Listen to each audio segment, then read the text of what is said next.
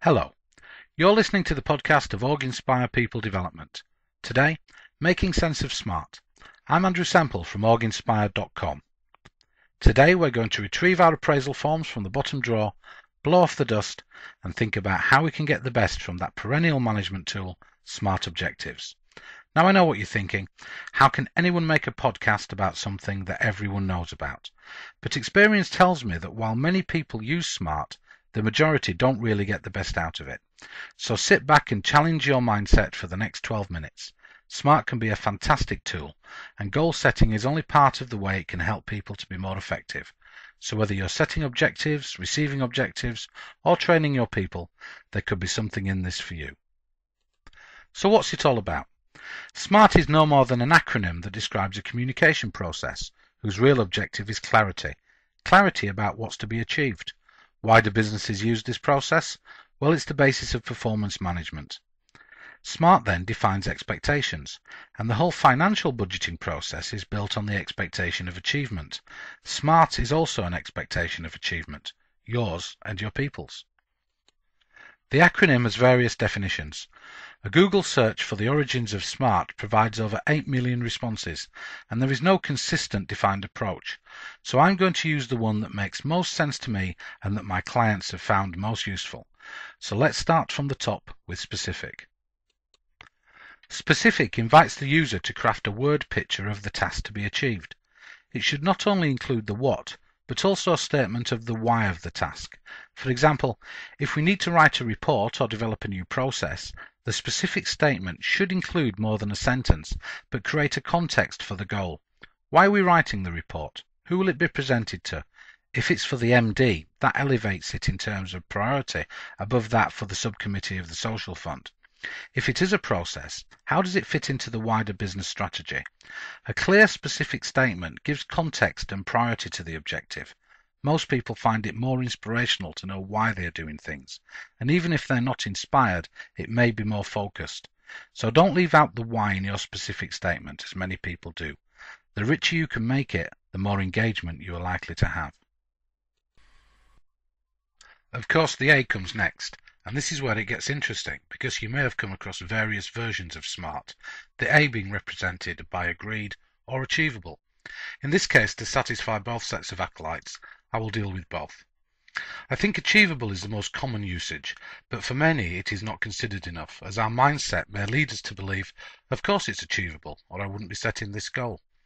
Add to this the usual top-down goal-setting process, and there might seem little reason for discussion. From my own former experience, though, not enough time is spent here. If the goal is based around process change, have you done this before? Do you have the process skills to fall back on? For example, a report may require research skills or IT presentation skills. If the answer is yes, then it's no problem. But as many companies see objectives as developmental, you may find yourself out of your comfort zone. If that is the case, what help do you require?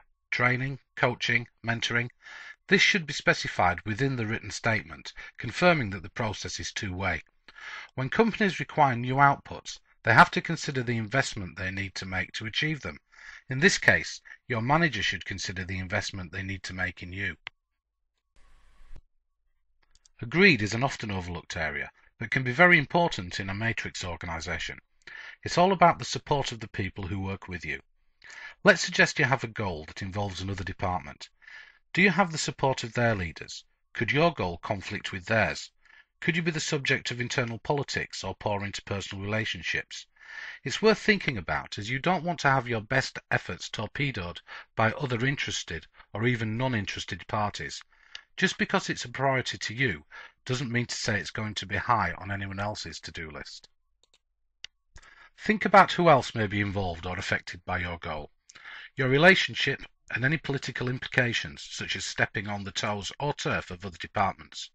Organizations are made up of people, and they will all have their own goals.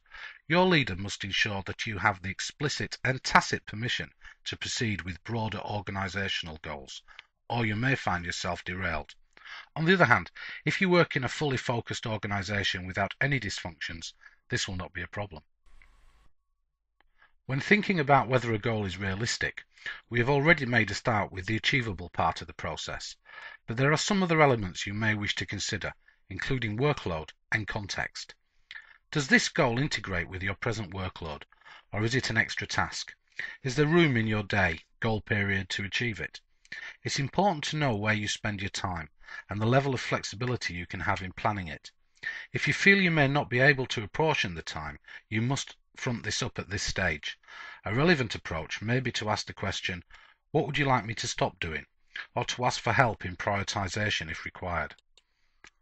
Most people do not do this because they have very little understanding of how they spend their time and feel that asking for clarification is a sign of weakness. However, if you do not integrate a reference to your personal work capacity in considering your approach, you may find that the extra input required may just add to your stress and make you less productive in the longer term. The advice most people give at this stage is to work smarter, the implication being that at the moment you're not. Even if you feel you are at full capacity, you owe it to yourself to discuss options for flexing your approach and being even more productive. It may also be valuable to consider context. Issues such as the economic climate, competitive activity, and the cultural personality of the organisation and any ongoing organisational change may also affect your potential to achieve a realistic outcome. We're now on to the last part of our acronym, and whether you're thinking timescales or time-based, it amounts to the same thing. But think further than the deadline and a little more about the route of how you're going to get there. If you've received a chunky goal, then it's important to ensure it's not left to the last minute. I'm sure no one listening has ever done that before. Whilst the process of setting milestones may be outside the goal-setting process, it should be undertaken by you to formulate a plan and avoid procrastination. The best approach to going beyond the due-by date is to consider the monitoring process you will be using as either a leader setting goals for your people or a victim receiving goals for the coming period.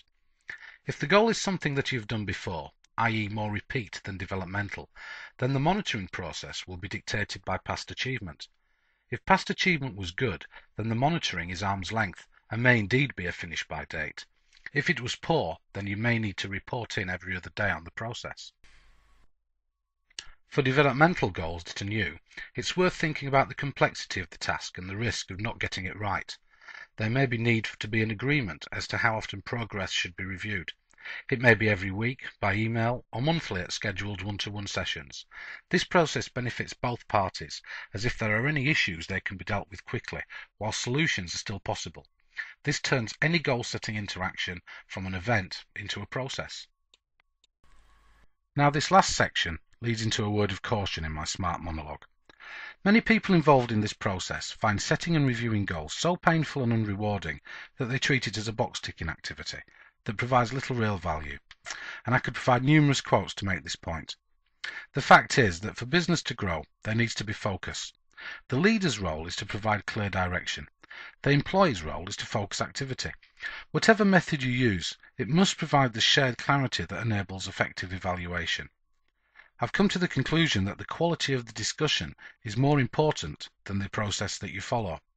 I'm not suggesting that you don't need a process, but whichever one you use, it must be shared by both parties. You'd be better off inventing your own and trying to convince others, including your HR department, that it is better than doing it just because you have to. However, in the absence of anything better, it would be prudent to ensure that you get the best from the one that's readily available, and that's probably going to be SMART. As a leader, you should take the time it deserves to achieve the outcomes you want. As an employee, you must take responsibility to ask the right questions and participate, or you are indeed a victim. Transcripts and training notes are available from orginspire.com, including related insight on the use of SMART as a personal communications tool and how you can use it in conjunction with Outlook. This information is also included in our leadership and productivity development programs. If you would like more information on any of our products and services or have any comments, then drop me a line. I'm Andrew Semple from orginspire People Development.